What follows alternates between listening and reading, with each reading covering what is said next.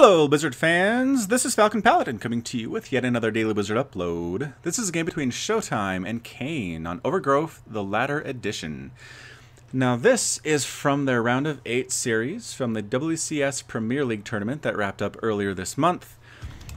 And in the top right, we have Showtime, the German Protoss player who has chosen red for this match. And in the bottom left, we have Kayn, the Canadian Zerg player who has chosen to sport the color blue. Now again, this is a PvZ match, and I love these so much. I'm so excited for the game between both of these players. They're both pretty good foreigners in their own right, and I'm excited to see what will come from this particular game. This is actually game 3 from their series. Now, achievements, Kayn has actually never placed in a Premier tournament before, but he did take first place in Shellcraft America back in 2013. He also took 4th place in Destiny 1 in 2014 in August of last year. Meanwhile, Showtime, I've talked about him before. He did take first place in the ESSL Pro Series Germany Winter 2014 back in December. Also took second place in the ESSL Pro Series Germany Summer 2014 in August. So he's pretty much got Germany under lockdown at this point, I'd have to say. And either way, let's see what is going on in this particular game. It looks like a Nexus is coming out after the Gateway, actually before the Gateway. So Nexus first here does prompt Kayn to throw down his second and third bases very quickly before he gets his spawning pool. Showtime sees this. There's not much he can do about it. He doesn't have a Forge. He doesn't have a Gateway quite yet. He can't apply too much pressure. The Overlord comes in and does see, okay, it is a Nexus first. I am very safe to do this. And the Probe is saying, alright, I'll take some of your minerals if I can't do anything to stop these. If I can't cannon rush you out, I will head home with my prize. Make sure this third actually finishes. Sometimes there can be a fake out where a player goes for those 3 bases, and then as soon as the Probe leaves, he cancels the third and goes for a 2-base all-in, which the Protoss is not ready for, because again, those come a lot later than 3-base attacks or defenses. So Probe doing a good job being annoying, scouting around, seeing exactly what he needs to see. Did actually turn one of those into an extractor temporarily. I'm not sure what the purpose of that was.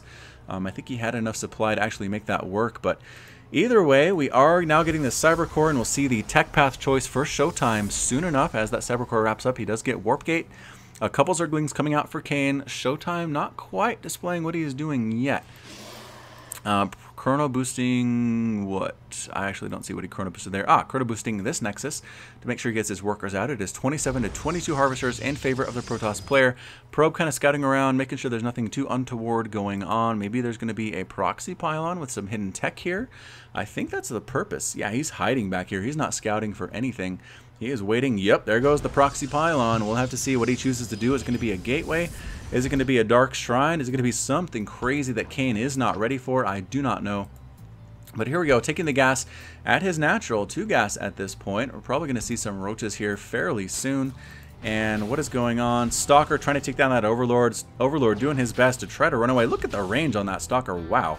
That hit a lot farther than I thought. If he can actually escape for the next couple of shots, he'll stay alive. But no, the Overlord does explode. And what is the answer? Twilight Council. Okay, so a Blink Stalker attack is likely going to happen here. Blink Stalker can be really hard for a Zerg to hold off. They need a lot of Zerglings, or basically Hydralisks, to deal with it. Roaches don't trade too particularly well in that particular situation. So here we're going to see what we can see. Another Overlord going down as well. Sentry's kind of tickling it to death. Can the Stalker get him before he manages to escape? Oh man, escapes with 4 hit points, 3 hit points remaining. The Stalker wants him dead. He's going to head around here and try to kill him before this wall off is completed. And what do we have? Blink, and a Dark Shrine. Okay, the Twilight Council and a Dark Shrine coming up. It's going to be a Dark Templar attack. I don't know. What are we going to do here? Roachwarren coming up. He does need detection, however. Does he have a lair yet? He is starting the lair. That should be enough to keep him alive against these Dark Templars. Dark Shrine do take a while to build. I mean, obviously, we see this, how slowly that is incrementing all the way to 500. And I think if he doesn't get a good read on what's coming out, he'll probably throw down some reactionary Spore Crawlers just in case. Zerg, if you don't know what's going on against a Protoss player, good idea to throw those down just in case. because they're good against air units, they're good against Phoenix Harass, they're good against Void Rays, they are good against detecting Dark Templar. So we'll have to see what the answer is going to be here from Kain. What's he doing? Evolution Chamber now coming up, getting the gas here at his third base as well, and one gas here at his main. The lair is just about to finish. Taking the third base is Showtime. I'd like to see Kain try to deny this a little bit. If he's swarmed out, okay, he's making a ton of roaches. About 7 roaches here at the third base, and +1 attack is on its way for those roaches. Probably going to go ahead and again and try to deny that third base if he possibly can. And what do we have here? Roaches moving across the field, and a Spire coming up as well, but really nothing that can handle a Dark Templar attack. And here come the first 2 Dark Templars. If you look carefully, you can see cloaked units on your screen. You can't attack them though. If Kain's paying attention, he saw those guys walk past, but oh, it looks like he did. Wow, good attention there by Kain. Here come the Dark Templar. Immediately, Overseers are morphing. They are just about to finish. The Zerglings are ready. And what are we going to do? Trying to keep his base alive. 2 drones actually do go down, but 5 drones actually die. But in the end, the 2 Dark Templar get cleaned up. I'm not sure if that actually was enough to pay for themselves. Overseer scouts right on in, does see the Robo Facility immediately, does not see the Dark Shrine. So I think he has to know there's a proxy pylon somewhere where he can actually find and maybe take it out if he does a little bit of scouting. But here come the roaches and the lings moving on up. That Dark Templar attack did slow him down. You need to inject your Kain. There you go. Good man. Third base and a fourth base now coming up for Kain a little bit late. I mean, the third base is established here for Showtime.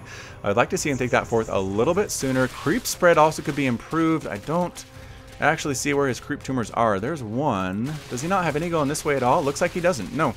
Alright, anyway, taking down this debris are the roaches and the lings, just providing another attack path for them to take, or defense path, in case of an attack here from Showtime. And gateway, +1 attack.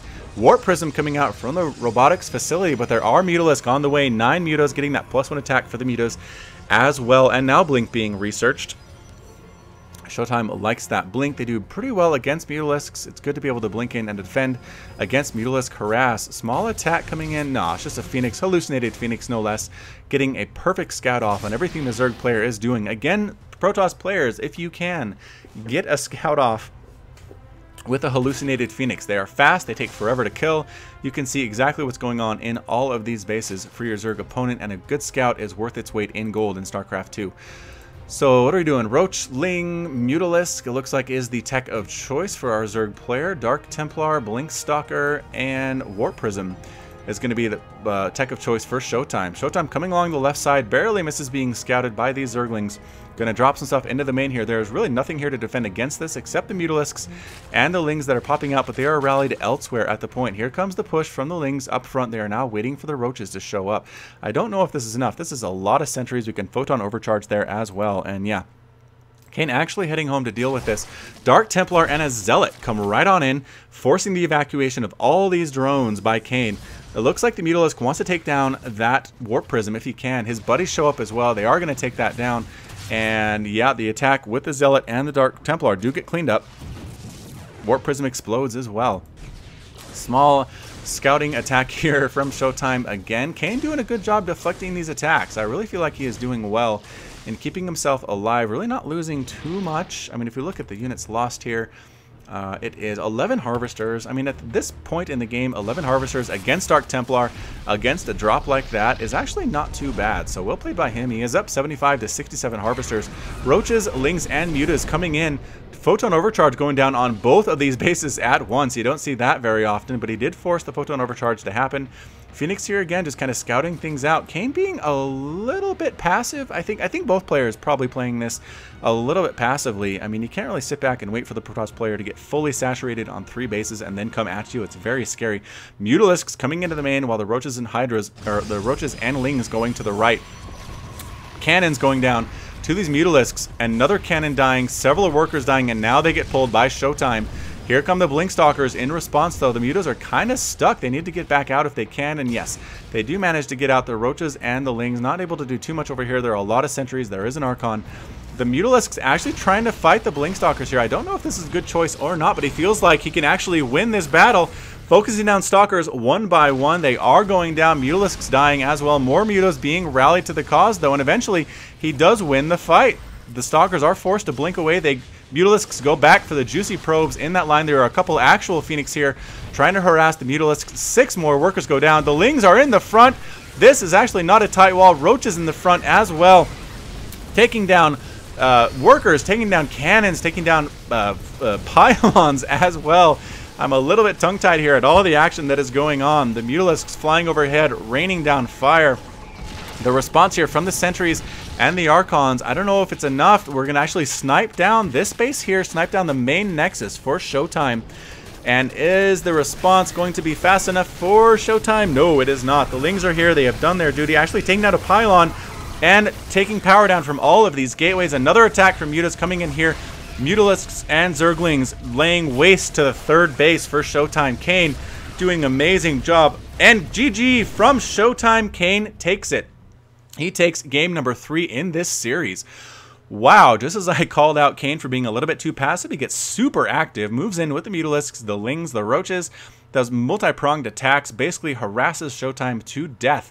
And in the end, it's 161 to 46 supply. So, fantastic game. I really hope you enjoyed it. If you did, hit that like button, hit that subscribe. You can also catch me on Facebook, Twitch, and Twitter, all at /FalconPaladin. And as always, until next time, you take care of yourself.